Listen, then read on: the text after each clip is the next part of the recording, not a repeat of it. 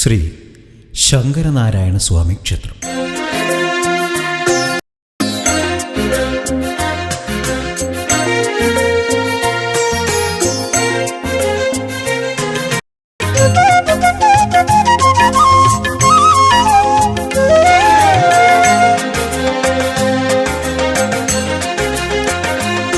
ശിവസ്യ ഹൃദയം വിഷ്ണു, വിഷ്ണോച്ച ഹൃദയം എന്ന ഉദ്ഘോഷിക്കപ്പെട്ട കാലത്ത് നിർമ്മിക്കപ്പെട്ട ക്ഷേത്രമാണ് പനമണ്ണ ശ്രീ ശങ്കരനാരായണ സ്വാമി ക്ഷേത്രം.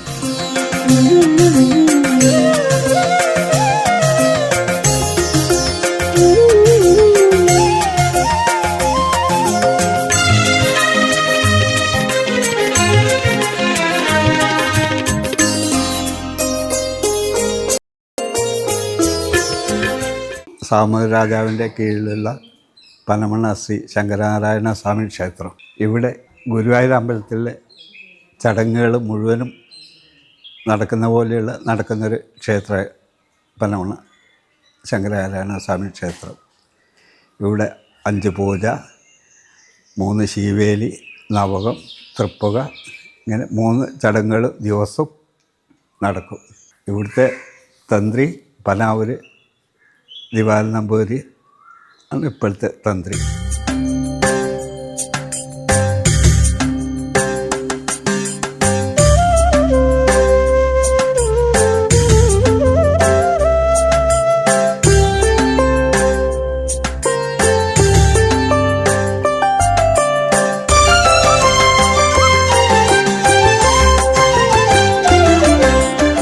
പുരാതന കാലത്ത് ഭാരതത്തിൽ ശൈവരും വൈഷ്ണവരും തമ്മിൽ പോരാടിയപ്പോൾ ഇരുവരെയും ഒന്നിപ്പിച്ചത് ശങ്കരനാരായണ ആരാധനയിലൂടെയായിരുന്നു. നാരദമുനി ഇവിടെ ശങ്കരനാരായണനെ തപസ്സു ചെയ്ത് പ്രത്യക്ഷപ്പെടുത്തി എന്നും പിന്നീട് സ്വയംഭൂവായ വിഗ്രഹം തൽസ്ഥാനത്ത് ഉയർന്നു വന്നു എന്നതുമാണ് ഐതിഹ്യം.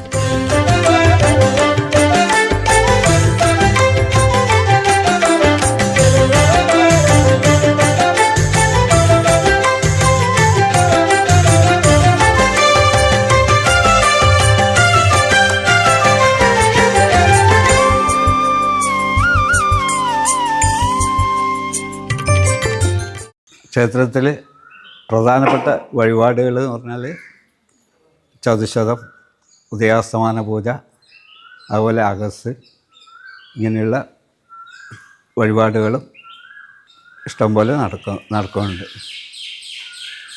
ഇവിടെ കുംഭമാസത്തിലെ തിരുവോണ നാൾ കൊടിയേറ്റം 10 ദിവസത്തെ ഉത്സവം, 10-ാം ദിവസം ആറാട്ട് ഇവിടെ ഉത്സവം സമാപിക്കും.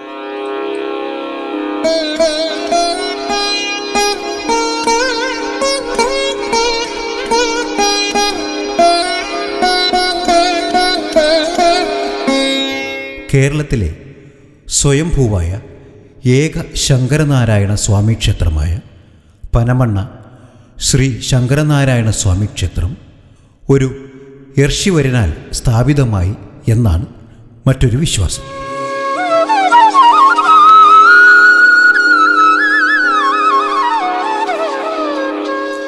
ശങ്കരനാരായണ സ്വാമി മെയിൻ പ്രതിഷ്ഠ, അതിന് അകത്ത് ഗണപതി, മതിലിനകത്ത് അയ്യപ്പൻ ഉണ്ട്, രക്ഷസുണ്ട്, മതിലിനകത്ത് പ്രതിഷ്ഠയുണ്ട്. കേരളത്തിൻ്റെ മിക്ക സ്ഥലങ്ങളിൽ നിന്നും ഭക്തജനങ്ങൾ വരാറുണ്ട്. അവരെ ഉദ്ദേശ കാര്യങ്ങൾ പ്രാർത്ഥിച്ച് പോയാൽ നിമിഷം പ്രതി കാര്യം ഭംഗിയായി നടക്കും. അങ്ങനെയുള്ള പ്രത്യേകതകൾ ഈ ക്ഷേത്രത്തിലുണ്ട്.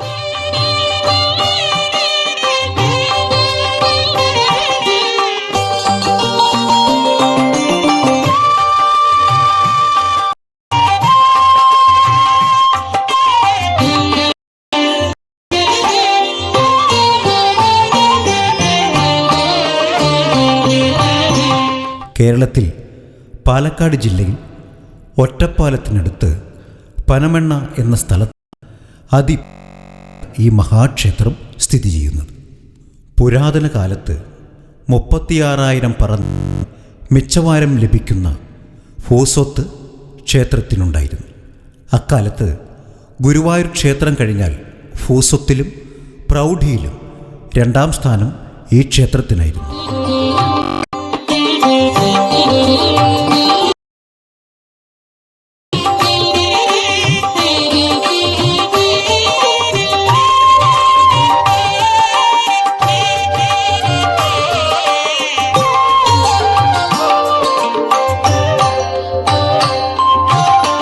ഇവിടുത്തെ പ്രതിഷ്ഠ എന്ന് പറഞ്ഞാൽ സാധാരണ ബിംബപ്രതിഷ്ഠയാണ് ഉണ്ടാവാറ്. ഇവിടെ സ്വയംഭുവാണ്. ശങ്കരനാരായണ എങ്കിലും ഇവിടെ താന്ത്രിക വിധി പ്രകാരം ഇപ്പോൾ നടക്കുന്ന വിഷ്ണുവിൻ്റെ പൂജയാണ്, വിഷ്ണുവിൻ്റെ ഉത്സവമാണ്. കൊടിമരത്തിലെ ഗരുഡനാണ് സ്വയംഭു. അത് വളരെ ശ്രീകോവിലും വളരെ പഴക്കമുണ്ട്. അതൊക്കെ ഒന്ന് ജീർണിച്ചിരിക്കുകയാണ്, അതൊക്കെ നേരെയാക്കണം. അതിനിങ്ങനെ ജനങ്ങളിങ്ങനെ പ്രവർത്തിച്ചുകൊണ്ടിരിക്കുന്നുണ്ട്. എല്ലാവരും പ്രയത്നം ഉണ്ടെങ്കിൽ ക്ഷേത്രം ഭംഗിയാക്കി മുന്നോട്ട് കൊണ്ടുപോകാൻ സാധിക്കുള്ളൂ.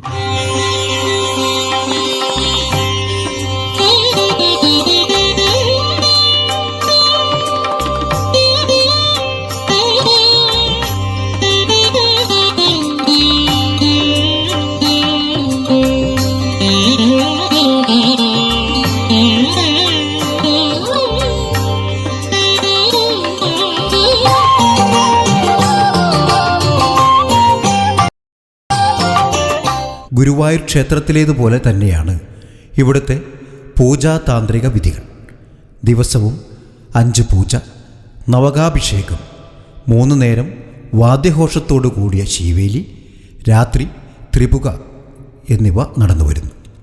മുമ്പ് 56 ഇല്ലങ്ങൾ ഉണ്ടായിരുന്ന പനമണ്ണയിൽ കേരളത്തിലെ ബ്രാഹ്മണർക്ക് വേദാധ്യായം നൽകിയിരുന്നത് ശങ്കരനാരായണ സ്വാമിയുടെ സന്നിധിയിലായിരുന്നു.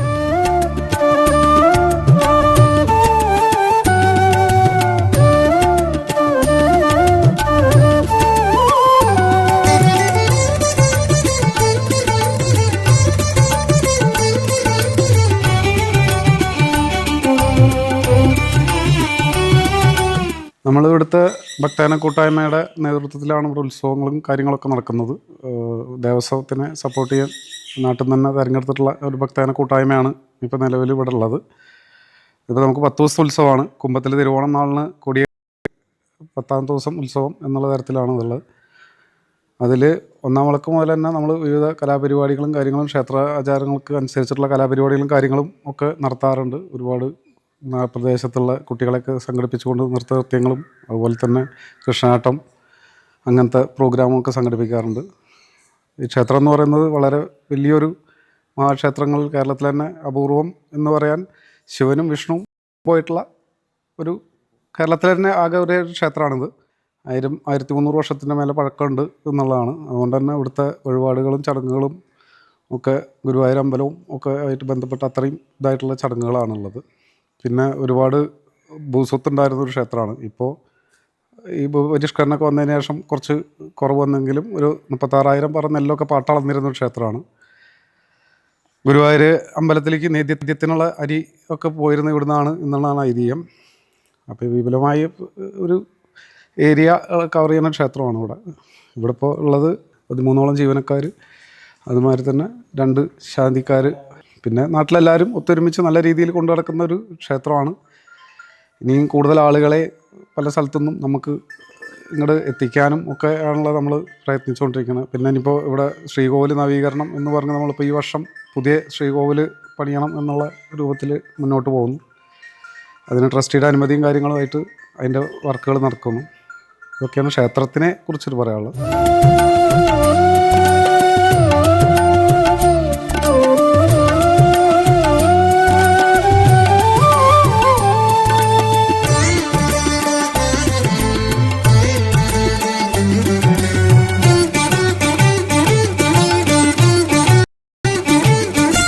ഒറ്റപ്പാലത്തിനടുത്ത് ലക്കിടിയിലെ പനാവൂർ മനയ്ക്കാണ് ഇവിടുത്തെ തന്ത്രം. പനവൂർ മനയിൽ ആൺസന്തതി പിറന്നാൽ ഉപനയനവും സമാവർത്തനവും കഴിഞ്ഞാൽ പിന്നെ ആദ്യത്തെ പൂജ ചെയ്യുന്നത് ശങ്കരനാരായണ സ്വാമിക്കായിരിക്കണം എന്ന് നിർബന്ധമാണ്. അതിനുശേഷം മാത്രമേ മറ്റു ക്ഷേത്രങ്ങളിൽ പൂജ ചെയ്യാറുള്ളൂ.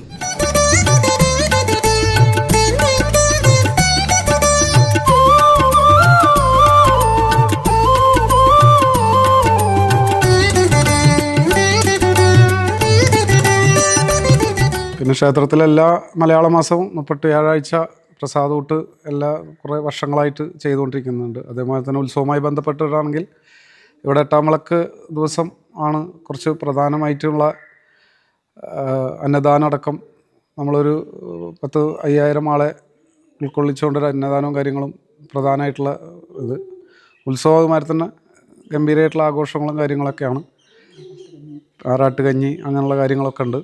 അതിന് നല്ല പങ്കാളിത്തവും ഭക്തരുടെ നല്ലൊരു ഇതുണ്ടാവാറുണ്ട് എല്ലാ ഇതിനും. ഇവിടെ മാത്രമല്ല, പുറത്ത് പ്രവാസ ലോകത്തുള്ളവരും ഒക്കെ ഇതിനെ നല്ല രീതിയിൽ തേവർക്ക് വേണ്ടിയിട്ട് കാര്യങ്ങൾ ചെയ്യുന്ന ഇതാണ്.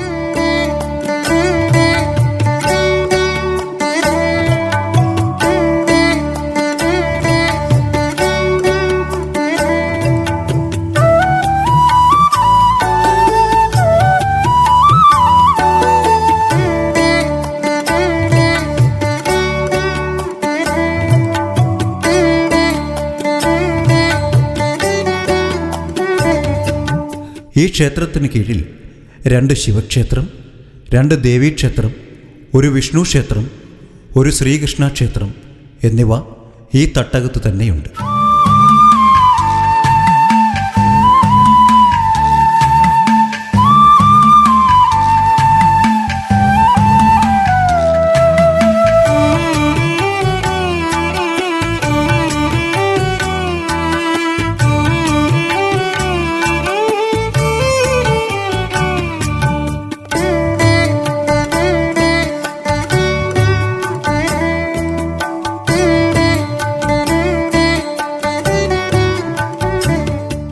സന്താനലബ്ധിക്ക് വിശേഷമാണ് ഇവിടുത്തെ ക്ഷേത്ര ദർശനം എന്നാണ് വിശ്വാസം.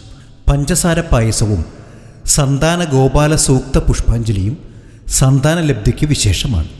ബ്രാഹ്മണ ശാപത്തിൽ നിന്ന് മോക്ഷം ലഭിക്കുന്നതിനുള്ള കാൽ കഴുകിച്ചൂട്ടലും ഇവിടെ നടന്നു വരുന്നു.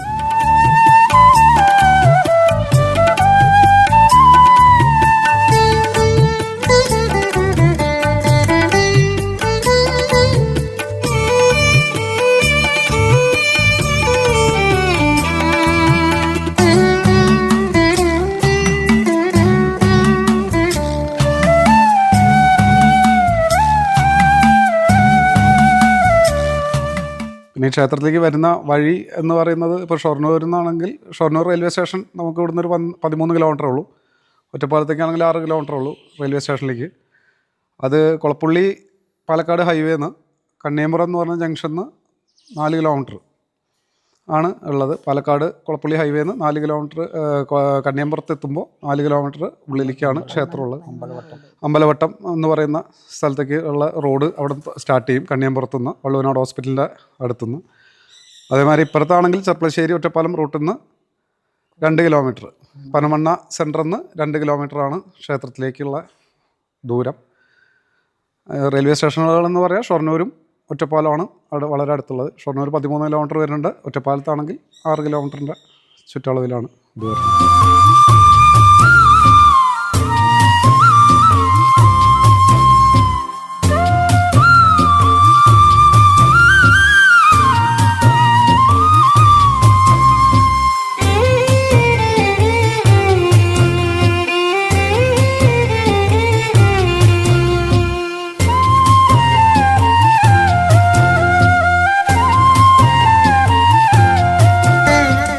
ഉപദേവന്മാരിൽ വലംപരി ഗണപതിക്ക് മഹാഗണപതി ഹോമം, ഒറ്റയപ്പം, കറുകമാല എന്നിവ വിഘ്ന നിവാരണത്തിന് വിശേഷമാണ്.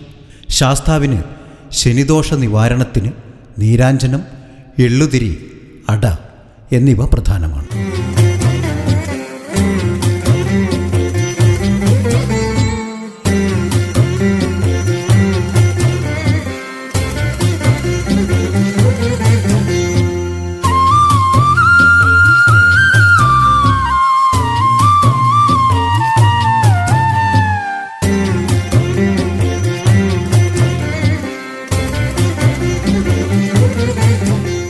ദുരിത നിവാരണത്തിന് ഭഗവതി സേവ, രാഹുദോഷ നിവാരണത്തിനും സർപ്പപ്രീതിക്കും പാലും നൂറും, രക്ഷസ ദോഷപരിഹാരത്തിന് ബ്രഹ്മരക്ഷസ് പൂജ എന്നിവയും വിശേഷാൽ വഴിപാടുകളാണ്.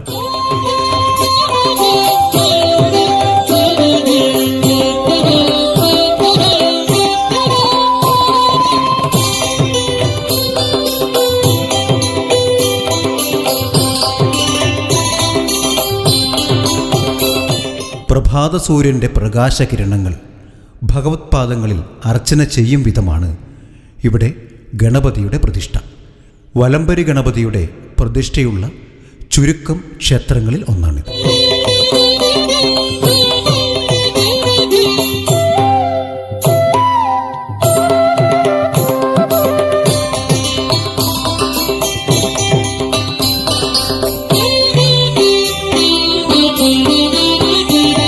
കുംഭമാസത്തിൽ തിരുവോണം നാളിൽ കൊടിയേറി 10 ദിവസം നീണ്ടു നിൽക്കുന്ന അങ്കുരാതി ഉത്സവമാണ് ആഘോഷങ്ങളിൽ പ്രധാനം. ഉത്സവകാലത്തെ ഒരു പ്രധാന ചടങ്ങാണ് ക്ഷേത്ര പടിഞ്ഞാറേ ഗോപുരത്തിൽ നടത്തിവരുന്ന കൊടിക്കുന്നത്ത് ഭഗവതിക്ക് കളമെഴുത്ത് പാട്ട്. പട്ടാമ്പിക്കടുത്തുള്ള പള്ളിപ്പുറത്താണ് കൊടിക്കുന്നത്ത് ഭഗവതി ക്ഷേത്രം.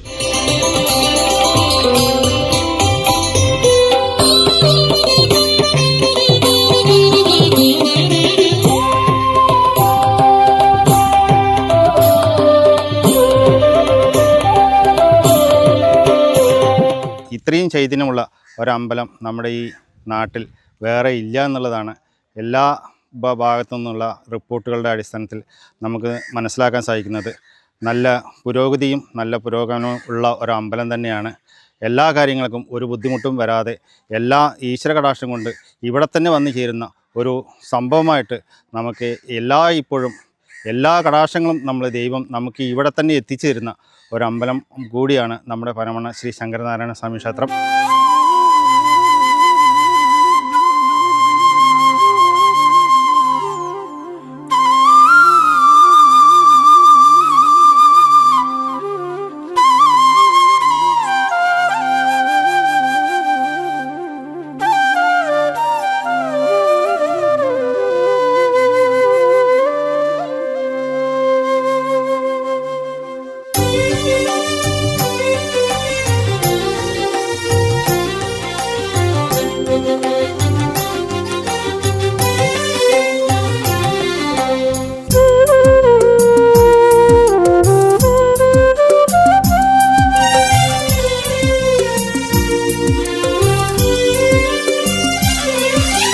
മേഴത്തോൾ അഗ്നിഹോത്രി പള്ളിപ്പുറത്തേക്കുള്ള യാത്രാമധ്യേ ഈ ക്ഷേത്രഗോപുരത്തിൽ രാത്രി വിശ്രമിച്ചു എന്നതാണ് ഐതിഹ്യം.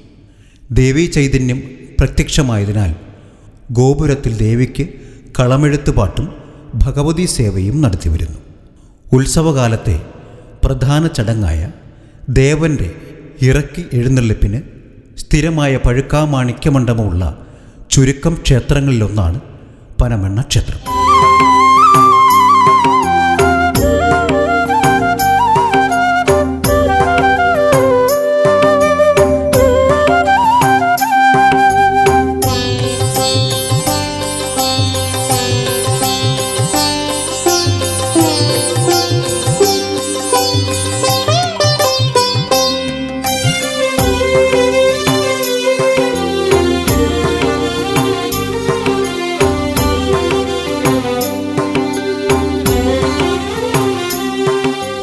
ഭാരതീയ സംസ്കാരത്തിൻ്റെയും പൈതൃകത്തിൻ്റെയും അക്ഷയഖനികളാണ് ക്ഷേത്രങ്ങൾ. അവയിൽ ഒരു ജനതയുടെ ജീവിതവും സംസ്കാരവും പാരമ്പര്യവും ഇഴചേരുന്നു. ശതത്തെ ത്രാണനം ചെയ്യുന്നത് ക്ഷേത്രം എന്നതാണ് പ്രമാണം. അതായത് മനസ്സിൻ്റെ മുറിവുകളെ, വ്യഥകളെ ഇല്ലായ്മ ചെയ്യുന്ന പുണ്യസ്ഥാനമാണ് ക്ഷേത്രം. ദേഹം ദേവാലയമായി ചിത്രീകരിച്ചാൽ ജീവൻ ആ ദേവാലയത്തിൻ്റെ ദേവനാണ്. ദേഹത്തിൽ എങ്ങനെയാണോ ജീവൻ, അതുപോലെയാണ് ക്ഷേത്രത്തിൽ ദേവചൈതന്യം. ക്ഷേത്രാരാധനയുടെ പ്രാഥമ ലക്ഷ്യം അവനവനിൽ കുടികൊള്ളുന്ന ഈശ്വര ചൈതന്യത്തെ ഉണർത്തുകയാണ്.